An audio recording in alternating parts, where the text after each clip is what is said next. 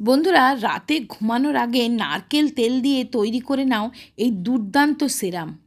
এইটি তৈরি করে যদি মুখে মাখতে পারো, তোমরা দেখবে মাত্র 3 দিন পর পর নারকেল তেলের এই সিরাম মুখে মাখলে ত্বক হয়ে যাবে ফর্সা, উজ্জ্বল, টান টান। মুখে যদি ত্বক কুঁচকে গেছে, বুড়িয়ে গেছে, কালো ছোপ পড়ে গেছে, যদি ত্বকে রিঙ্কেল পড়ে গেছে, তো তাহলে কিন্তু এই সিরামটা দুর্দান্ত কাজ দেবে। তো সবার প্রথম কি করবে, একটু চাল নিয়ে নেবে। দেখো আমি এখানে 2 চামচ মতন চাল নিয়ে নিয়েছি। এবার দেখো প্রথমেই চালটাকে একটু ভালো করে জল দিয়ে ধুয়ে নিচ্ছি। চালের ওপর যে ধুলোগুলো থাকে সেটা বেরিয়ে যাবে। তো দুবার এরকম চালটাকে আমি ধুয়ে নিলাম। চালটা ধুয়ে নিয়ে এবার দেখো জলটা ফেলে দিয়ে এবার আমি এটাকে আবার একটু পরিষ্কার জল দিয়ে ভিজিয়ে রাখবো। একটু জল দিয়ে অন্তত 2 ঘন্টা ভিজিয়ে রাখবে। 2 ঘন্টা ভিজিয়ে রাখার পর এইভাবে একটু হাত দিয়ে দিয়ে একটু কচলে নেবে। এবার এটা কিন্তু তৈরি হলো রাইস ওয়াটার। তো আমরা জানি কোরিয়ান স্কিন কেয়ারের কিন্তু মেন ইনগ্রিডিয়েন্টস হচ্ছে এই রাইস ওয়াটার। এবার এটাকে আমি দেখো 2 ভাগে ভাগ করে নেব। 2টো ভাগে 2টো বাটিতে ঢেলে নেবে। এবার একটা বাটি, আর এই চালটা তোমরা কিন্তু রান্নায় ব্যবহার করে নিতে পারো।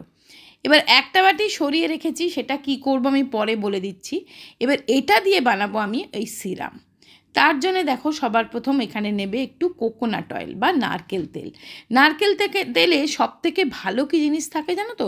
নারকেল তেল না আমাদের স্কিনের তলার লেয়ারে যে থাকে কোলাজিন, সেই কোলাজিন রিবিল্ড করতে সাহায্য করে, স্কিনকে হাইড্রেট রাখে, নরম রাখে। তার সাথে দিলাম আমি 1/2 চামচ মতন গ্লিসারিন। গ্লিসারিন কিন্তু এই শীতকাল আসছে, শীতকালে তোমরা যদি এই সিরাম লাগাও না, তোমাদের স্কিনে তরতাজা ভাব থাকবে, স্কিনটা রুক্ষ শুষ্ক হবে না। 1 থেকে 1.5 চামচ দিয়ে দিতে হবে এখানে অ্যালোভেরা জেল। প্রথমে 1 চামচ অ্যালোভেরা জেল নিয়ে মিশিয়ে নিয়ে আরও দেখো 1/2 চামচ মতন অ্যালোভেরা জেল আমি এখানে অ্যাড করে দিলাম। এটা কিন্তু বেশি ঘন হবে না বা বেশি পাতলাও হবে না, ঠিক যেমন সিরামের কনসিস্টেন্সি হয় ঠিক তেমনই হবে। বন্ধুরা, এই সিরাম বাজারের নামি দামি সিরামকে কিন্তু হার মানাতে পারে। দেখো এইভাবে হালকা পাতলা সিরাম তৈরি করেছি, যেটা কিন্তু তোমার স্কিনে খুব ভালোভাবে অ্যাবজর্ব করে যাবে, স্কিনে কোনো তেল চিটচিটে করবে না, স্কিনে কোনো রকম ইরিটেশন আসবে না। আর এরপরে লাস্টে এর সাথে অ্যাড করবে নয় একটা ভিটামিন ই ক্যাপসুল অথবা বাদাম তেল, যেটা তোমার কাছে আছে সেটাই করবে। তা আমি এখানে একটা ভিটামিন ই ক্যাপসুল দেখো অ্যাড করে দিচ্ছি। ভিটামিন ই ক্যাপসুল হচ্ছে স্কিনের খাদ্য বা পুষ্টি, স্কিনের ভেতর থেকে গ্লোয়িং বানায়, ড্যামেজ স্কিনকে কিন্তু রিপেয়ার করে, রিঙ্কেল সরিয়ে দেয়, স্কিনে একটা টান টান ভাব এনে দেয়। তো এবার কি করবে, যে আর একটা বাটিতে যে চালের জলটা আমি রেখেছিলাম রাইস ওয়াটার, তুলো দিয়ে এটা কিন্তু একটা দুর্দান্ত ক্লিনজারের কাজ করবে, প্লাস টোনারের কাজ করবে। তো দেখো আমি মুখে ভালো করে তুলো দিয়ে মুখটা পরিষ্কার করে নিচ্ছি। তবে মুখে যদি কোনো মেকআপ থাকে তাহলে কিন্তু বন্ধুরা ফেস ওয়াশ দিয়ে মেকআপটা উঠিয়ে নেবে। আমার মুখে কোনো মেকআপ নেই, আমি দেখো এটা তুলো ভিজিয়ে এই রাইস ওয়াটারে ভিজিয়ে মুখটা খুব ভালো করে পরিষ্কার করে নিচ্ছি। এর দ্বারা আমার স্কিনটা কিন্তু পোরগুলোও ক্লিন হচ্ছে।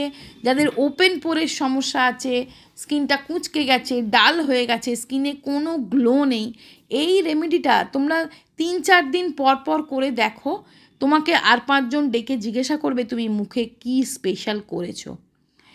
এবার মুখটা পরিষ্কার করার পর এই সিরাম নিয়ে অল্প নেবে, বেশি নেওয়ার দরকার নেই। তো দেখো আমি এরকমভাবে হাতে নিয়ে নিচ্ছি। এটা তোমরা একটা শিশিতে ভরে ফ্রিজে রাখার দরকার নেই, বাইরেই রেখে দিতে পারবে, কোনো অসুবিধা নেই। হালকা হাতে মাসাজ দিয়ে লাগিয়ে নেবে, হালকা হাতে মাসাজ দেবে। মাসাজটা কিন্তু খুব জরুরি, চোখের তলায় লাগাবে, চোখের কালি দূর হবে।